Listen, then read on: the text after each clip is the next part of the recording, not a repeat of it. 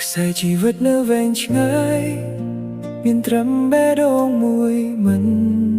រៀថយទូលផ្លូវទៅមុខពេញដោយបុណ្យឡាឈឺស្ទើរស្លាប់នៅតែប្រាប់ខ្លួនឯងថាជីវិតវាមិនលំបាកដល់ថ្នាក់នឹងពឹងទ្រូងហើយក្រោកឈរមកញញឹមមានក្តីស្រមៃនិងក្តីសង្ឃឹមប្រាប់ខ្លួនឯងកុំបោះបង់ឡើយរីត្រីស្ងាត់មើលទៅមេឃគ្មានតារាខ្ញុំដើរទៅមុខមិនគិតថាវាជាបញ្ហាសេចក្តីស្រឡាញ់ពិតជាពន្លឺនាំផ្លូវពេលវង្វេងពេលវេលាមិនឈប់ដើរយ៉ាងក៏ត្រូវដើរទៅជាមួយវាធ្លាប់ធ្វើខុសចាត់ទុកជាមេរៀនឲ្យបេះដូងចងក្រងទុកជាគំរូគ្រប់ជីវិតចាប់តាំងពីការតស៊ូសុំតែចិត្តកុំញាប់ញ័រនោះជីវិតនឹងមានន័យដោយខ្លួនយើងភាពឯកាក្នុងរាត្រីត្រជាក់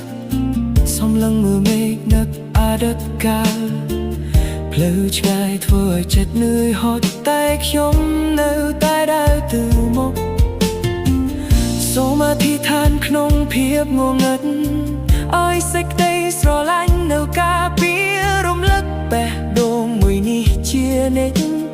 កុំឲ្យចោកចាញ់ឡើយក្តីស្រមៃនៅជាមិត្តរហូតជីវិតយើងជាអ្នកកំណត់ដរាបណាជើងមេឃនៅមានពន្លឺខ្ញុំនឹងដើររហូតដល់គោលដៅ